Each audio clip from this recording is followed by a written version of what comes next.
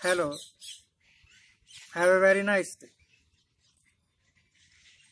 एक कहानी पढ़ रहा था, कहानी नहीं थॉट था, पढ़ रहा था तो उसमें एक बड़ी गजब की बात कही गई। कहने लगा कि जो जन्म लेता है और मरता है वो ईश्वर नहीं है। जन्म लिया, अपनी जिंदगी जी 60-70 साल या 100-200 साल जितने भी, और फिर एक दिन मर गए। वो भगवान नहीं है। भगवान कैसे हो सकता है? क्योंकि भगवान तो God is the creator of the earth, God is the creator of the universe. बनाने वाला है इस संसार को, इस सृष्टि को। जो सृष्टि को ही बना रहा है उसको कौन बनाएगा? इसका तो आगे वो लिखता है कि सबसे बुद्धिमान यानी अकल का देने वाला दाता सिर्फ और सिर्फ गॉड है, भगवान है, और कोई नहीं। माता पिता जन्म देते हैं, अकल नहीं। वैसे भी कहावत है कि माँ बाप ने जन्म दिया है, कर्म नहीं दिया, भाग्य नहीं दिया। जब भाग्य माँ बाप ने नहीं दिया, जब कर्म माँ बाप ने नहीं दिया आपके अपने, तो सोच भी तो आपकी अपनी होगी। मैंने देखा है ज्यादा करके माँ बाप अपने बच्चों पर जरूरत से ज्यादा रौब झाड़ते हैं, प्रेशर डालते हैं। उनको लगता है कि सिर्फ वो ही ठीक सोच रहे हैं, जो कुछ वो सोच रहे हैं सिर्फ वो ही सच है, और बाकी बच्चों को तो सोचना ही नहीं आता। बड़ा भाई बड़ी बहन अपने छोटे भाई या छोटे बहन पर रौब झाड़ती है, उसके दिमाग में ये होता होगा कि मैं अकलमंद हूं और ये बेवकूफ। अरे नहीं, जिस तरह आपका शरीर कंप्लीट है, आप सांस लेते हैं, आप बोलते हैं, आप आंख पलक झपकते हैं, आप बहुत सारे काम करते हैं जो एक शरीर को करना चाहिए। उसी तरह आपके छोटे भाई बहन या आपके बच्चे, वो भी तो एक कंप्लीट इंसान है, वो भी तो सोचते होंगे। और अपने विचारों की पहरेदारी आप कितनी देर तक कर पाओगे?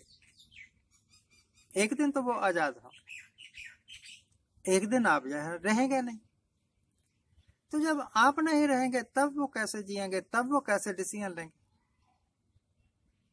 इस करके आप ये क्यों नहीं सोचते कि आपने अपनी जिंदगी जी ली, जैसी भी जी, अच्छी या बुरी, खरी या खोटी, वो आपकी, आप जी चुके। जो रहती है वो भी जी लोगे।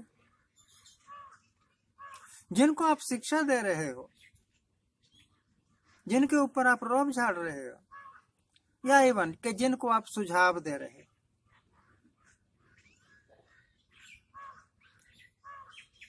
उनका अपना जीवन है, उनको उनके हिसाब से जीने दो, अपने हिसाब से ना चलाओ। आप कोई बस के ड्राइवर थोड़ा है कि सारी सवारियों को एक स्थान से दूसरे स्थान पर ढोने का ठेका सिर्फ आपके पास ही है। उनका जीवन है, उनको अपने जीवन का ड्राइवर बना रहने दो। कल मुझे रास्ते में रोक लिया किसी ने, प्रेमी आदमी थे, 4-5 चले हुए थे, तो रोक कर, हम तो आपके घर जाने वाले थे। बोले क्या नहीं, क्यों, क्या बात है? कहते नहीं, इस बार हम आपसे वोट मांगने आए हैं। मैंने कहा जी बहुत बहुत शुक्रिया, जब वोट डालने का टाइम होगा तो डाल दूंगा। नहीं, कहते हमें ही डालना, हमारे आदमी को ही डालना, इस बार इसी पार्टी को जिताना। मैं कहा भैया, जिस तरह आपका दिमाग है आप सोच सकते हैं, आप सोच रहे हैं, जिनको आप सुझाव दे रहे हैं ना, जिनको आप प्रेशराइज कर रहे हैं कि हमारे कहने पर वोट डाल दो, उनका भी तो आपका अपना दिमाग होगा, वो भी तो सोचते होंगे। Let them do what they want, उनको कर लेने दो ना जो कुछ करते हैं।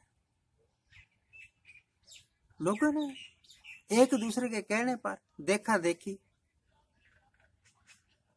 2014 में जो फैसला किया मोदी साहब को सत्ता सौंप, 2019 में जो फैसला किया सत्ता सौंप। सरकार कहती है, मोदी साहब खुद कहते हैं, खैर अपने मुंह मियां मिट्ठू नहीं बनना चाहिए, कि सारे अच्छे काम उन्होंने किया और सारे खरे बुरे काम कांग्रेस ने किए।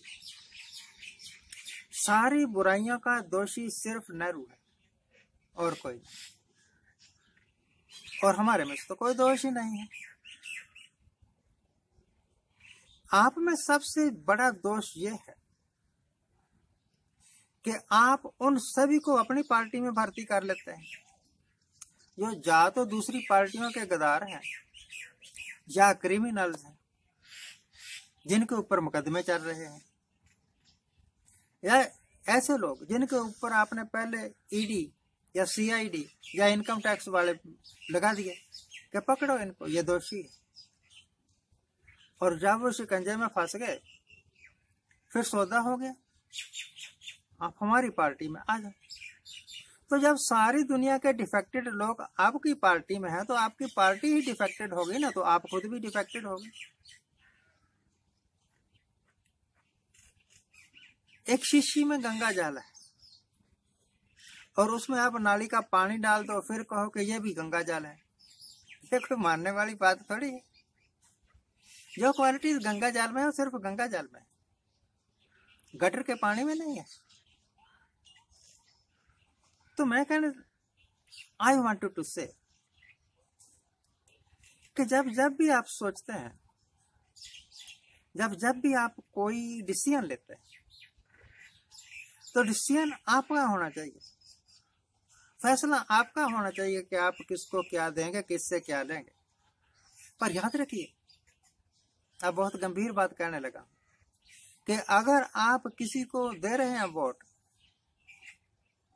ये सोच के कि अगर ये बन गया तो मेरे बेटे को नौकरी लगवा देगा, अगर ये बन गया तो इससे मैं ये काम करवा लूंगा, आप वोट नहीं डाल रहे, आप अपनी वोट बेच रहे हैं। और जो वोट बेचता है वो देश का भला नहीं कर रहा, देश के साथ गद्दारी कर रहा है। तो क्यों ना देश के साथ गद्दारी करने से बचा जाए। वोट ये सोच के क्यों डाली जाए कि अगर ये बन गया तो इससे मैं ये फायदा ले लूंगा, ये सोच के क्यों ना वोट डाली जाए कि जिसको मैं वोट डाल रहा हूं वो एक ईमानदार आदमी है, बेईमानी उसको छू तक नहीं गई है। अगर ये बन गया तो देश से बेरोजगारी खत्म कर देगा, भ्रष्टाचार खत्म कर देगा, गरीबी खत्म कर देगा, कुपोषण खत्म कर देगा। अगर ये चार चीजें खत्म हो जाती हैं तो देश की आधी से ज्यादा समस्याएं अपने आप ही हल हो जाएंगी। पीछे मत भागिए ना किसी के। ये तो कहते थे कि रुपए की कीमत नहीं गिरने देंगे, गिर रही है। महंगाई नहीं बढ़ने देगी, बढ़ रही है। काला धन लेके आएंगे, कहाँ आया। आज के लिए इतना ही, फैसला आपका है, वोट आपने डाला। आप जहां भी रहें सुखी रहें, खुशी रहें, आनंद प्रसन्न। Thank you very much for watching. Thank you.